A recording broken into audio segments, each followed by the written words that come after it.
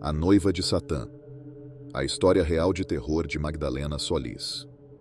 A história de Magdalena Solis, conhecida como a Noiva de Satã, é uma das mais perturbadoras e macabras do México. Nos anos 60, em um vilarejo remoto chamado Yerba Buena, Magdalena se tornou a líder de um culto sangrento que aterrorizou a pequena comunidade rural. Acreditando ser a reencarnação de uma deusa asteca, Magdalena comandou uma série de rituais brutais que envolveram sacrifícios humanos e canibalismo. Esta é a história de como uma mulher conseguiu manipular uma aldeia inteira e transformá-la em um cenário de horror e violência. Nos anos 60, Yerba Buena era uma pequena aldeia mexicana esquecida pelo tempo. A maioria de seus habitantes era analfabeta e vivia em extrema pobreza, um terreno fértil para superstição e crenças místicas.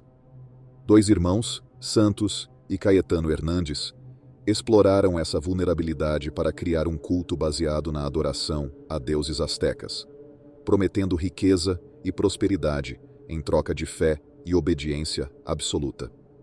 No início, os irmãos Hernandes realizaram rituais falsos e convenceram seus seguidores de que poderiam invocar os antigos deuses astecas para garantir prosperidade.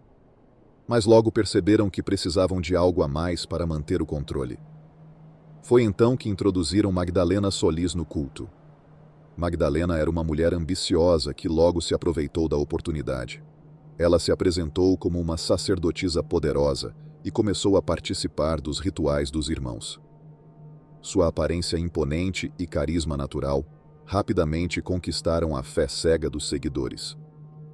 Com a ajuda de seu irmão Eliezer, Magdalena começou a conduzir rituais ainda mais elaborados, afirmando ser a reencarnação da deusa Coatlicue, mãe dos deuses astecas. Magdalena assumiu o papel de noiva de Satã dentro do culto, começando a introduzir práticas mais sombrias e violentas. Ela convenceu seus seguidores de que eles precisavam realizar sacrifícios de sangue para apaziguar os deuses e trazer prosperidade para a aldeia. O primeiro sacrifício humano foi um choque para os habitantes, mas a fé cega e o medo que Magdalena inspirava garantiram que ninguém ousasse desafiar sua liderança. Com o tempo, os rituais de Magdalena tornaram-se cada vez mais violentos e bizarros. Os seguidores eram obrigados a beber o sangue das vítimas, acreditando que isso lhes concederia poderes sobrenaturais e proteção dos deuses. Magdalena, manipulando a superstição e o medo, convenceu a todos de que aqueles que questionassem ou desafiassem os rituais seriam amaldiçoados e sofreriam punições eternas. Os relatos de violência em Yerba Buena começaram a se espalhar, mas poucos se atreviam a entrar na aldeia, dominada pela figura temida de Magdalena Solis. Seus rituais de sangue continuaram, agora com uma frequência aterrorizante. Magdalena, mergulhada em seu delírio de poder e status divino, ordenou a tortura de qualquer um que mostrasse sinais de dúvida ou resistência. Os rituais não eram apenas sacrifícios, mas atos de crueldade calculada. As vítimas eram desmembradas enquanto estavam vivas, e o sangue era coletado em taças cerimoniais, para Magdalena e seus seguidores beberem. Em um estado de êxtase induzido por drogas, os membros do culto acreditavam que estavam consumindo o poder dos deuses. Alguns relatos afirmam que Magdalena até cozinhava e comia partes das vítimas, convencendo seus seguidores de que o consumo de carne humana aumentaria seu poder divino. O reinado de Magdalena Solis continuou até que dois jovens da aldeia tentaram escapar para buscar ajuda. Eles não conseguiram sair da área sem serem notados e foram brutalmente assassinados. Um terceiro jovem, que havia testemunhado o que aconteceu com seus amigos, conseguiu escapar e alertou as autoridades locais. E, finalmente, a polícia decidiu agir. Quando os policiais chegaram a Yerba Buena, encontraram um cenário de horror. Corpos mutilados estavam espalhados por toda parte, e os seguidores de Magdalena estavam em um estado de êxtase sangrento, alheios à realidade. Magdalena foi capturada junto com seu irmão Eliezer e outros membros principais do culto.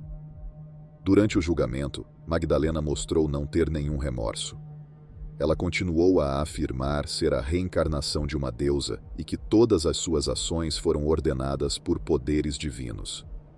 Os detalhes dos rituais e das mortes chocaram a nação, e a mídia apelidou Magdalena de a noiva de Satã. Magdalena Solis foi condenada à prisão perpétua, mas o trauma que deixou na aldeia de Yerba Buena jamais foi esquecido. O que começou como uma promessa de riqueza e prosperidade se transformou em um pesadelo de terror, manipulação e morte. Até hoje, os restos das crenças do culto podem ser encontrados na área, com algumas pessoas ainda temendo a vingança de Magdalena, ou acreditando em sua divindade. Magdalena Solis continua a ser lembrada como um dos exemplos mais horripilantes de como a superstição, o desespero e o desejo de poder podem levar à brutalidade extrema.